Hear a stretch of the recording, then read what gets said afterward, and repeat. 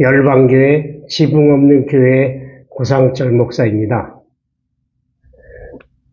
지난번 35회에 이어서 36회 이 책 속에서 챕터 2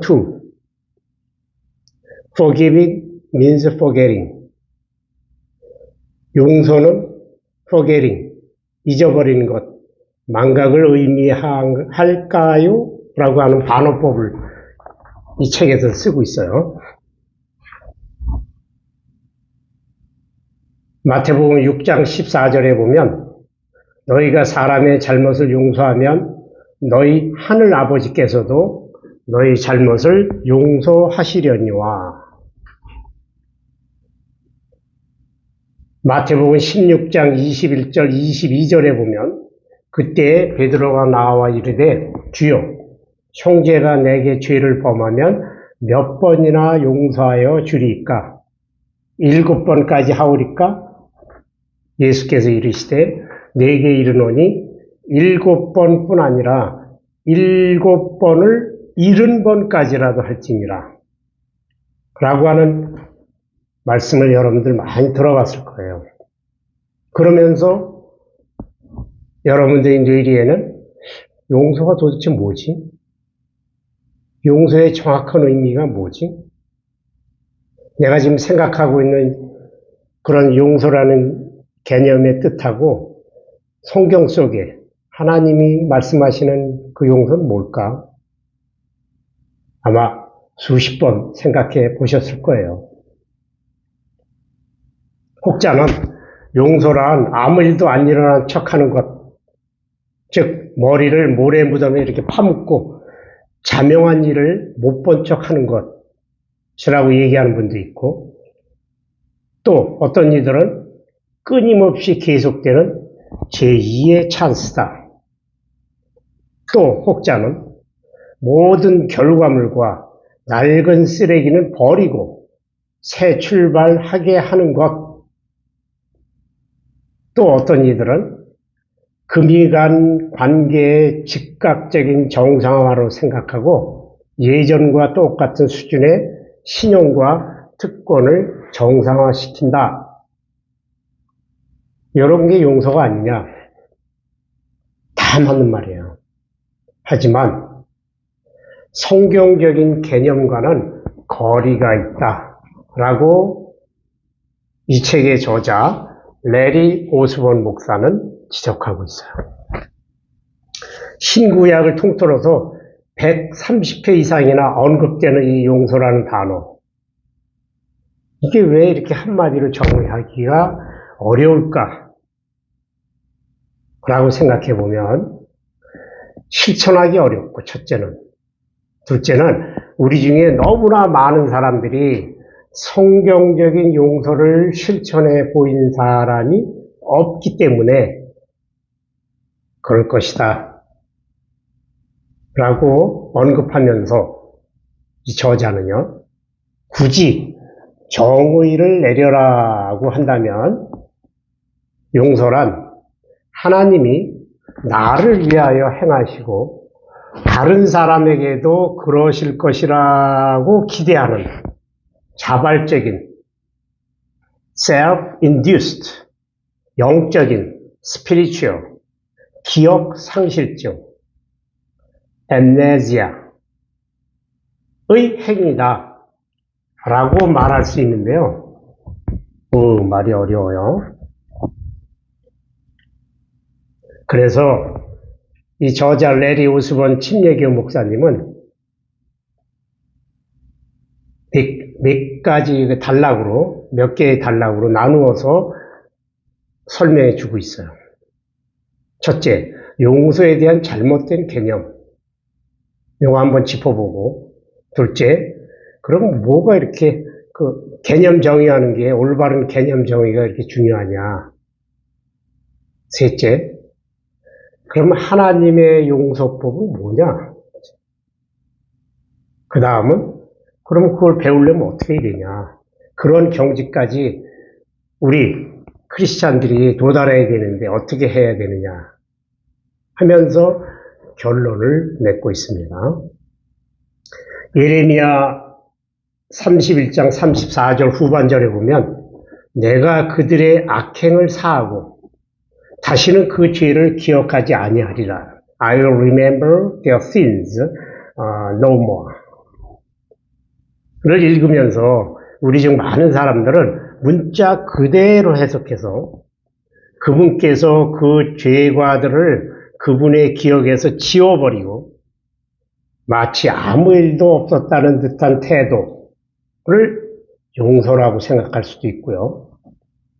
시편 103편 12절에서 동이 서에서 먼 것 같이 우리의 죄가를 우리에게서 멀리 옮기셨으며 미가서 7장 19절에서 보면 다시 우리를 불쌍히 여기셔서 우리의 죄악을 발로 밟으시고 우리의 모든 죄를 깊은 바다에 던지시리이다 라는 말씀을 우리 크리스찬들이 성경 속에서 접하면 하나님은 용서란 우리의 악행의 모든 발자취를 기억으로부터 사라지게 하는 것이다 라고 말씀하시는 것 같다 라고 생각할 수 있죠.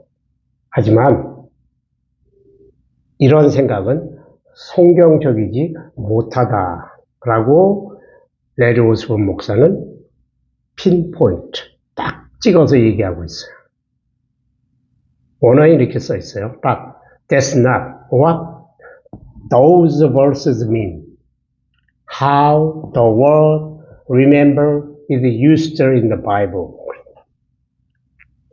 성경에서 하나님은 무언가를 기억하신다라고 말할 때는 그것은 오랫동안 잊혀졌던 생각이 머릿속에서 반짝 불현듯 떠오르는 것을 의미하는 게 아니고 단순히 그 사람에 대한 사역을 다시 시작한다 라는 뜻이라고 레리 오스본 목사는 밝히고 있어요. 예를 들어볼까요? 창세기 8장 1절에 보면 하나님이 노아와 그와 함께 방주에 있는 모든 들짐승과 가축을 기억하사 라는 말이 나오는데 이 말인즉슨 가브리엘 천사가 노아가 방주에 남겨져 있어요 라고 하나님한테 상기시켰다는 의미가 아니고 하나님께서 노아의 생활을 잘 지켜보고 다시금 당신 자신의 사역을 재개하셨다라는 의미라는 말이에요. 그런데 노아의 관점에서 보면 하나님이 노아 자신을 까맣게 잊어버리고 망각하고 있었던 것처럼 보일 수도 있어요. 하지만 하나님은 결코 잊으시는 분이 아니잖아요. 성경 속에 많은 우리의 롤 모델, 그죠? 많잖아요. 다니엘, 다윗, 전부 다 다시네요. 이런 얘기가 많죠? 또 하와의 설득에 넘어간 아담의 어리석은 행동, 또 다윗의 생각하기도 싫은 간통사건, 아시죠? 다윗이 간통사건 저지른 거. 그리고 베드로가 여정 앞에서 예수를 몰라요, 나 그런 사람 몰라요 라고 3번이나 말한 부끄러운 사건. 이게 마태복음, 누가복음, 요한복음, 사복음서에 다 나와요. 에 이르기까지 성경은 매우 부끄러운 죄악들을 그것도 아주 디테일하게, 상세하게 언급하고 있어요. 그런데 하나님이 문자 그대로 기억을 못 하신다고요? 그럼 기억을 못 하는 게 어떻게 성경에 들어가 있어요? 하나님이 기억 못 하는데 어떻게 성경에 들어가 있어요? 모순 아니에요? 두 번째는, 자, 왜 그럼 이런 개념 정의가 올바른 개념을 알고 있는 게 중요하냐? 교회를 10년, 20년, 30년 다녔어도 이거를 진짜 진지하게 한번 생각해 보시고 한번 파고 들어가 보세요. 이 개념 정의가 잘 안 되면 첫째는 아무리 겉보기에 신실한 크리스찬이라도 어떤 때는 하나님한테 화를 내요. 막 원망도 해요. 그죠? 둘째는 어떤 때는 불합리한 기대를 하게 된다고요. 우리 크리스찬들이, 스마트 크리스찬들이, 또라다고 하는 크리스찬들이, 나는 뭐 모태신앙이에요, 나는 뭐 장로예요, 나는 권사예요, 나는 뭐 신학을 했어요, 뭐 이런 사람들. 또 어떤 때는 포기해요. 또 어떤 때는 아주 깊은 딜레마에 빠질 수도 있어요. 간단하게 한번 짚어보고 넘어갈게요. 우리 크리스찬들은 인생을 살아가면서 하나님의 righteousness, 의를 얻고 싶어 하잖아요. 여러분도 그렇고 저도 그래요. 그런데 그게 뜻대로 잘 안 될 때는 환멸을 느끼고 하나님이 계신 건 맞아? 하나님이 나의 하나님 맞아? 이렇게 화를 낸다고요. 특히 그분의 용서와 우리 죄의 모든 흔적 그리고 그 결과물들을 제거했어야 되는데 제거하셔야 되는데 라고 잘못 생각할 때는 더욱더 그래요. 레리 오스몬 목사님 주변에 아시는 분 중에 세금 사기꾼도 있고 알코올 중독자도 있고 포르노 중독자도 있고 등등 여러 부류가 많은데 이 사람들을 가만히 보면 자기가 분명히 하나님한테 아주 회개했어요. 나름대로 아주 통렬하게. 그리고 용서를 구했어요. 그런데도 하나님이 응답이 없어요. 그러니까 시간이 흐르면서 슬슬 마음속에는 하나님을 원망하는 마음이 생기기 시작한다. 그런 현상을 많이 보셨다. 그렇게 지금 저자는 얘기하고 있어요. 왜? 이들은 용서란 forgetting, 잊어버리는 것, 망각이라고 생각했기 때문에 그들은 하나님이 왜 자신들이 깨뜨린 모든 것들을 고쳐주지 않으셨을까라고 원망하는 거다. 그걸 한편 생각해 보면 자신들의 죄에 대한 일말의 책임도 본인 스스로는 질 수가 없다라고 느끼는 것 같지 않아요? 사실상 성경에 나오는 우리 신앙의 선배들, 대표적으로 다윗 같은 분들은 이사야서 1장 18절의 말씀처럼 너희의 죄가 주홍 같을지라도 눈과 같이 희어질 것이요 진홍같이 붉을지라도 양털같이 희게 되리라 는 약속의 말씀처럼 정확하게 용서하셨어요. 그리고 용서하신 것을 우리가 성경을 통해서 알 수 있어요. 그것처럼 위에서 얘기한 그 레리 오스몬 목사님의 지인들, 세금 사기꾼, 알코올 중독자, 포르노 중독자 이런 분들, 그리고 하나님을 막 원망하는 그런 분들도 이미 용서하셨다고요. 왜? 하나님의 약속을 지키시니까. 다만 그 사람들이 용서라는 개념을 잘못 알고 있거나 아니면 그 성경을 봤는데도 디테일하게 깊이 묵상하면서 보지를 않았기 때문에 그 용서받은 신앙의 그 영웅들의 삶 속에서 하나님이 어떻게 섭리하셨느냐 요거를 못 본 거예요. 그것 같이 보셔야 돼요. 자, 둘째, 잘못 오해를 하면 불합리한 기대를 하게 돼요. 우리는 누군가가 우리의 죄를 용서한다는 것은 과거의 모든 사건이 100% 사장되어야 되고, 사장 파묻혀버려야 되고, 상대방 즉 용서받은 자들은 그것을 극복하고 개과천선해야 한다라고 생각하는 경향이 있어요. 특히 죄송하지만 저도 한국 사람이나 한국 사람은 좀 급하잖아요. 성격이 진짜 급해요. 그렇게 작년에 있었던 사건인데 올해 그 사람의 모습을 보니까 아닌 것 같아요. 그러면 뭐야? 내가 과연 용서해 줄 가치가 있었던 거야? 막 이럴 수도 있잖아요. 우리 성질 급한 사람들, 코리안들. 그런데 그 자체가 불합리하다는 거예요. 왜요?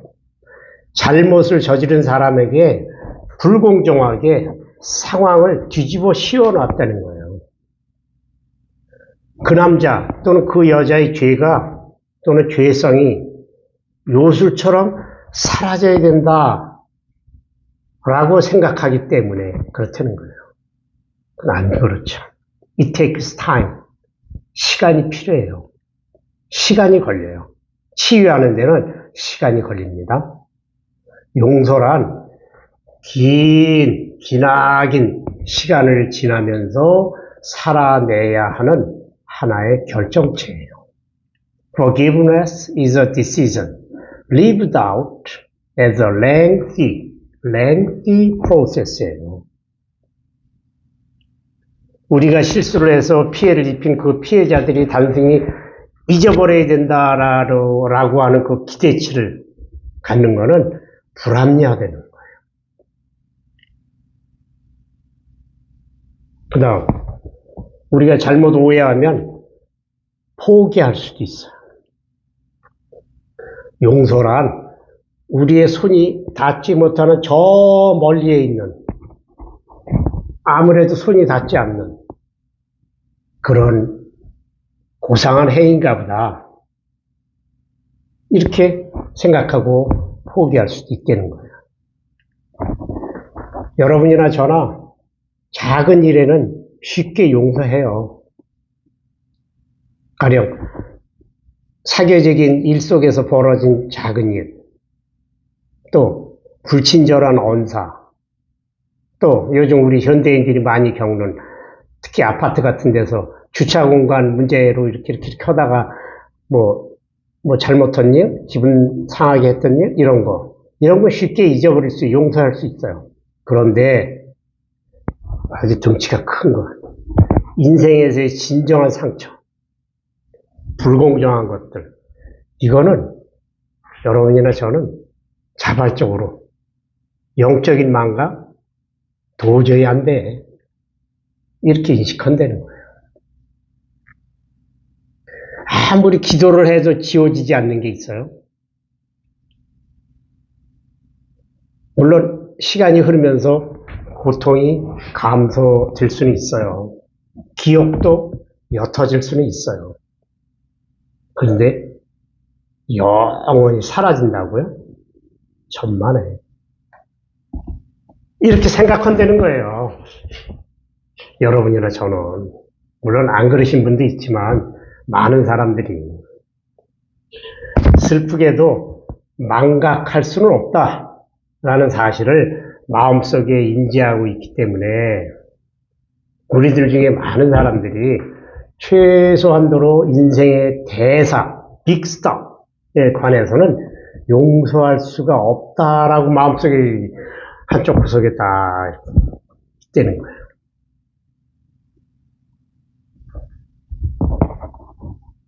잘 한번 생각해 보세요. 저도 마찬가지고 여러분도. 자, 넷째는 딜레마에 빠진다는 거예요. 만약에 용서라는 개념 정의가 정확하지 않으면 이 목사님 친구 아론이라는 친구가 있대요. 이 아론이라는 친구가 딜레마에 빠져가지고 고민하면서 목사님을 찾아온 거예요. 왜요? 이 아론이라는 친구는 아마 이혼을 했던 것 같아요. 그러니까 전처가 있는 거예요. 전처하고 본인 사이에 난 아들이 있어요. 근데 그 전처가 재혼을 했어요. 아들은 엄마가 키우고. 그럼 아들 입장에서는 그 아빠라고 부르는 사람이 소위 말하는 스텝파더, 계부예요, 계부. 그런데 어느 날 사건이 일어났어요. 자세한 얘기는 안 하고 그 계부에 의해서 아들이 죽었어요. 죽었다고요. 그것도 아주 비참하게. 그래야지 이게 큰 사건이 돼가지고 물론 그 계부는 감옥에 가고 재판을 받았는데 뭐 몇 년 받았다 그런 얘기는 다 필요 없는 얘기고 이 아빠 된 이 친구 아론의 입장에서는 도저히 용서할 수 없다는 거예요. 생각 같으면 그 친구가 그냥 종신형을 받아가지고 그냥 감옥에서 나오지 않았으면 좋겠다. 그런데 이 친구는 스마트 크리스찬이에요. 나름 하나님을 열심히 믿고 그리고 전도 열심히 하고 그렇다고 생각하고 또 이 세상에서 살아날 때에도 나는 크리스찬이다. 나는 장로다. 나는 권사다. 그러면서 행동 거지를 조심조심 하고 있었는데 이런 일이 터진 거예요. 그런데 그 살인자 또 용서해 줘야 되는 걸 알고 있어요, 뻔히. 근데 도저히 용서를 못 하겠다는 거예요. 차라리 그냥 사형을 당하든가 종신형을 받았으면 좋겠다.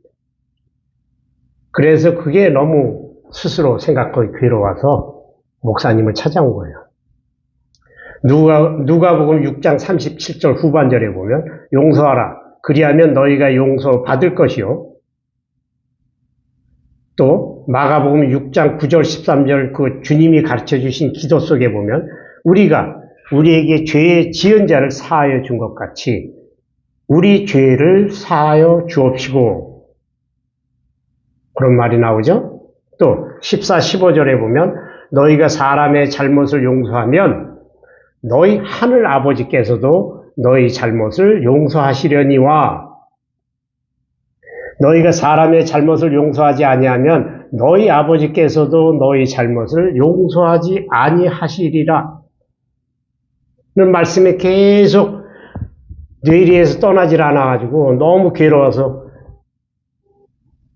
레리 오스본 목사를 찾아온 거예요. 그래서 목사님은 같이 기도하면서 성경책을 실제 뒤져보면서 몇 시간을 할애해가지고 그 용서라는 개념에 대한, 용서에 대한 그 진정한 의미가 뭔가를 같이 한번 생각해 봤대요. 그걸 통해가지고 친구 아론은 자기가 생각하고 있는 것 중에서 많은 부분이 사실은 성경에 근거하고 있지 않다는 걸 깨달은 거예요. 하나님이 원하시는 그 개념의 용서는 실천 불가능한 게 아니라 가능하고 뿐만 아니라 바람직하기까지 하다는 사실도 깨달았다는 거예요. 하나님의 용서의 개념은 영적인 알츠하이머에 걸린 척 하는 것이 아니라는 사실이에요. 기억하셔야 돼요. 명심하셔야 돼요. 그러면 이런 하나님의 용서법은 뭐가 있냐? 크게 두 가지를 나눌 수 있어요. 첫째, 하나님은 그 죄인의 그 죄의 결과물에 대한 처리 방법이 우리하고 달라요. 아니, 보통 생각하는 사람들의 심지어는 스마트 크리스찬, 똑똑한 크리스찬이라고 하는 사람들의 생각하고는 많이 다르다는 거예요. 다윗 왕과 바세바의 불명예스러운 미래가 있었죠. 그렇지만 나중에 다 들통이 났어요. 그러니까 다윗은 자기의 죄를 인식하고 하나님께 통렬하게 부르짖으면서 회개해요. 그러니까 하나님이 하나서부터 열까지 다 오케이 지워버리지 않았죠. 그죠? 다윗의 목숨만은 살려주되 마치 슬레이트를 깨끗이 닦는 것처럼 과거의 잘못을 다 망각하지는 않았어요. 이게 하나님의 용서예요. 용서법이에요. 그게 무슨 용서냐? 보세요. 그 다윗 사건, 바세바하고 다윗 사건 보세요. 칼이 그의 집안에서 없어지지 않을 것이며, 다윗 얘기하는 거예요. 늘 전쟁에 놓여 있을 것이라고 다윗에게 알려줘요. 선지자 나단을 통해서. 또 자신이 낳은 그 첫 번째 아들 또 죽을 것이다. 죽여요, 하나님이. 또 다윗이 낳은 아들이 애비 다윗을 공적으로 불명예스럽게 할 것이다. 이거는 큰아들 압살롬의 반란 사건 얘기하는 거예요. 또 다윗 네가 항상 꿈꿔왔던 성전 건축, 이거는 너는 안 된다. 솔로몬에게 넘겨라. 이게 다 하나님의 결과물 처리 방법이에요. 에이, 그럼 그게 무슨 용서입니까? 조금 더 생각해 보세요. 속단하지 마시고. 이런 사실을 알게 된 내 친구 아론은 오랫동안 다윗과 바세바의 사건을 알고는 있었지만 하나님이 다윗에게 제공한 용서 방법과 자기가 생각했던 용서 방법 사이에 어떤 연결고리를 결코 찾지 못했기 때문에 아론은 흠칫했어요. 하나님은 아무 일도 안 일어난 척 하라고 아론에게 요청하지 않았어요. 또는 저지른 범죄에 대한 모든 세속적이고 법적인 결과까지도 다 푸더사이드, 제껴두라고 요청하고 계신 게 아니라는 거예요. 용서는 모든 결과를 지워버리라는 의미가 아니에요. 그럼 뭡니까? 두 번째까지 넘어가야 돼요. 둘째는 하나님은 비록 그와 같은 죄를 지은 사람, 그래서 그가 회개하고 용서를 구한 그 사람에게 세컨 찬스를 주셔요. 제2의 기회를 주신다고요. 여기까지 가야 여러분들이 진정한 용서를 행한 거예요. 첫 번째 얘기했을 때는 에이 그게 무슨 용서입니까? 라고 얘기할 수 있는데 여기까지 오시면 아 그렇구나 라고 생각하실 거예요. 하나님께서는 다윗에게 다른 무엇, 즉 제2의 기회를 주었다는 사실을 깨달았어요. 그리고 그 친구 아론은 마음의 도전을 받았던 것 같아요. 왜냐하면 자기 아들을 비참하게 죽인 그 살인자 계부에게는 제공하고 싶지 않았는데 하나님은 그랬단 말이에요. 근데 지금 마음속에도 자기 마음속에는 아니야 나는 그럴 수 없어. 막 그런 마음이 지워지질 않는 거예요. 그런데 하나님은 다윗에게 어떻게 했어요? 다윗을 구렁텅이에 빠뜨려가지고 무기력한 회한에 그냥 빠져서 그냥 없애버리지 않았잖아요. 하나님은 그런 자에게도 비록 프렌 A가 너의 죄 때문에 소실되었지만 그래도 플랜 B는 있다. 라고 하는 희망을 주셔요. 그게 하나님의 용서법이에요.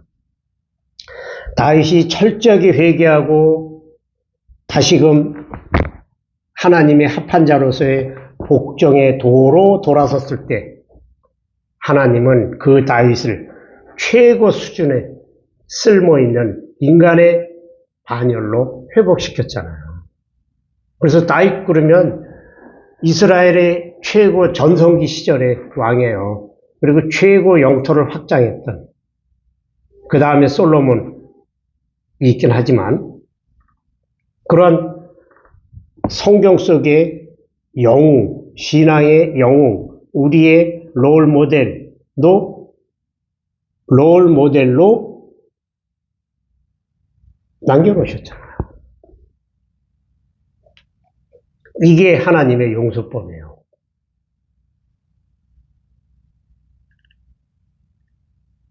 더 깊이 알고 싶으시면 성경을 다시 한번 보세요. 자, 그러면 우리는 이 세상에서 어떻게 해야 이 하나님의 용서 개념을 실천하면서 살아낼 수 있을까? 어떤 결과물들이 여기에 적절한 건가? 어떤 것이 가혹하고 제2의 기회를 어느 정도까지 주어야 하는가? 용서란 누군가를, 심지어는 그들이 불신임을 받을 명확한 이유를 알고 있는데도 신뢰해야 하는가? 우리에게 상처를 준 자들에게 우리의 생활 속으로 밀쳐 들어가서 어느 정도까지 그들의 권리를 회복시켜 줘야 하는가? 그들을 저녁 식사에 초대하고 추수감사절에 심지어는 결혼식까지도 초청해야 하는가? 할까? 진짜 어려운 질문이죠. 답하기도 진짜 난해하네요. 이런 문제, 현명한 답을 하기 위해서 먼저 우리는 용서에 대한 일반적으로 널리 퍼져 있는 오해들을 무시하고 성경에서 말하는 용서에 보다 더 가까이 접근해서 반응을 보여야 된다고 레리 오스본 목사는 얘기하고 있습니다. 그러려면 물론 여러 가지가 있겠지만 레리 오스본 목사는 두 가지만 팁을 주고 있어요. 첫째는 Stop keeping score. keeping score를 스탑하라고요. 점수 계산을 하지 말라고요. 여러분이나 저는 왜 이렇게 점수 계산을 잘해요? 특히 나 자신보다는 상대방에 대해서. 근데 예수님은 제자들에게 7번씩 70번이라도 상대방을 용서하라고 말씀하셨잖아요. 그러니까 끊임없이 용서해야 된다라는 사실을 여러분이나 저에게 머릿속에 상기시키는 거예요. 물론 쉽진 않아요. 손양원 목사님 같은 분이 누가 있겠냐고요. 만약에 저에게 그런 일이 당했다 해도 솔직히 자신 없어요. 손양원 목사님은 자신의 두 아들을 죽인 북한군을 용서하고 한 걸음 더 나가서 그 북한군을 자기 수양 아들로 삼았잖아요. 그래야지 나중에는 목사까지 만들었어요. 이런 분은 제가 또 점수 계산하지 말라고 해서 해보면 1000명 중에 1명 있을까 말까요. 여러분이랑 저는 삶 속에서 우리가 살아가는 중에 상처, 갈등, 불의 등을 막 이렇게 따질 때는 왜 이렇게 머리가 수학적으로 잘 돌아가요? 놀라울 정도의 능력을 발휘해서 점수를 잘 매겨요. 그런데 나 자신, 우리 자신의 실수는 그럴 수도 있지. 아이, 괜찮을 거야. 아니, 걔는 별 생각이 없는 애니까 잊어버렸을 거야. 자기 자신에 대해서는 굉장히 후하죠. 둘째는 롤 모델을 구하라는 거야. 첫째는 점수 계산에 능하면 안 돼요. 오히려 거꾸로 나 자신에 대해서는 엄격하고 상대방에 대해서는 후하게 하는 게 좋다 그 얘기였고, 둘째는 롤 모델을 구하라. Get a good mirror. 여러분이나 저의 신앙의 롤 모델은 누구예요? 저는 별명이 요셉이잖아요. 조셉. 요셉이에요. 요셉이 형제들 용서해주는 장면을 보고 저는 울었어요. 지금도 막 울고 싶어요.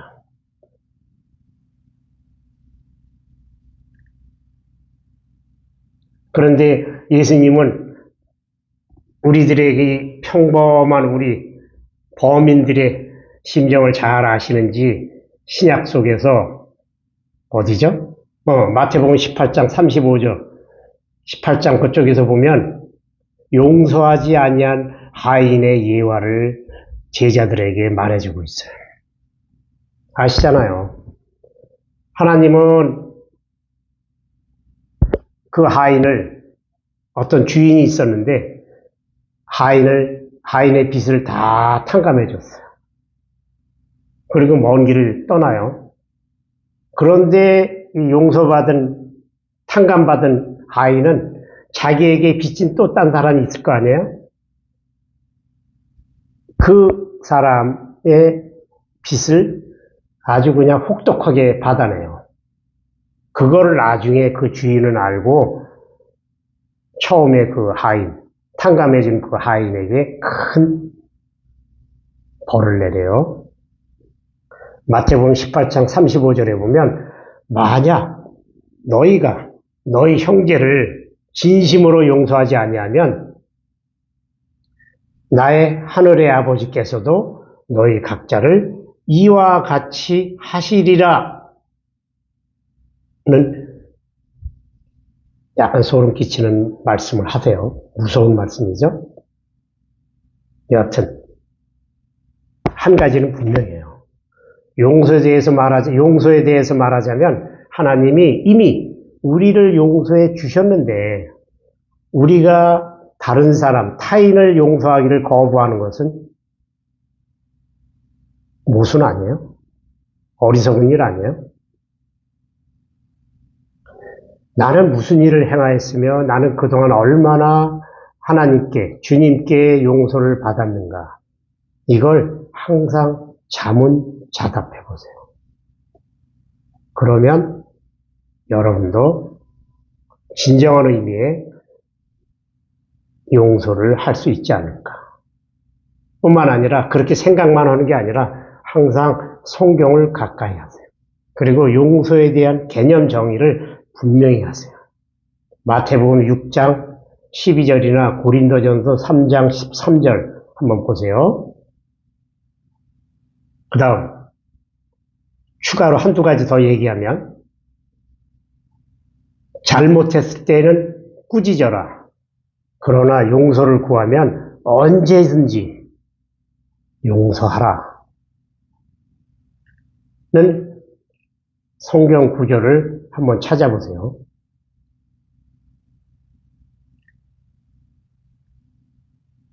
마태복음 5장 39절에 보면 만약 형제가 죄를 지으면 그를 꾸짖고 만약 회개하면 용서하라 라고 주님께서는 분명히 얘기하셨어요.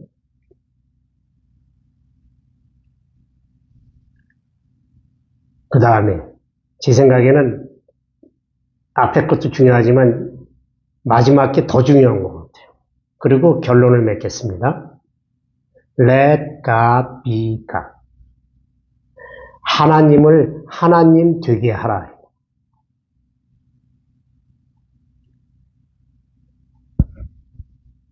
여기까지 쭉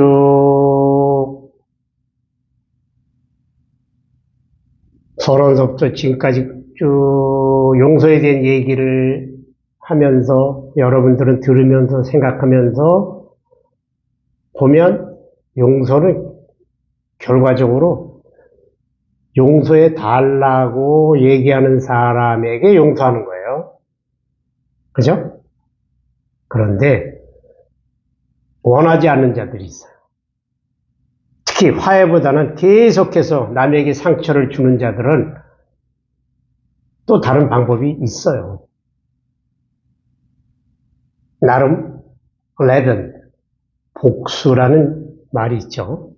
그런데 그 복수는 우리 크리스찬들은 달라야 돼요. 난 크리스찬은 달라야 됩니다. 그리고 그 복수는 하나님에게 맡기세요. 여러분이 하시려고 하시지 말고. 왜? 여러분들은 선택권이 없어요. 하나님만이 하실 수 있는 거예요. 복수의 권한을 하나님께 맡겨서 하나님의 완벽한 타이밍에 하나님의 명예를 회복시켜 드리는 거예요. 바울 선생, 그 유명한 우리의 롤 모델 바울 선생은 디모데 후서 4장 14절고 디모데 전서 1장 20절에 보면 타인을 용서할 우리의 욕구에 대해서 웅변조로 얘기하고 있는데 그분에게도 진짜 복수하고 싶은 사람이 있었어요. 계속해서 성령 모독 죄를 짓고 있는 알렉산더, 구리 세공업자 알렉산더가 있었는데 진짜 생각 같으면 그죠? 왜 속된 말로 주먹이 가깝고 법은 멀다 그런 말 있잖아요. 그러고 싶었어요. 그러나 바울 선생은 냉철한 이성을 갖고 하나님께 주님께 복수해 달라고 계속해서 말하고 있어요. 디모데전서 1장 20절에서 알렉산더를 사탄에게 넘겨주었다고 기록한 게 있고요. 또 디모데 후서 4장 14절에 보면 주여 그에게 복수를 해 주십시오 라고 말하고 있어요. 내 사랑하는 자들아 너희가 친히 원수를 갚지 말라. 하나님의 진노하심에 맡겨라.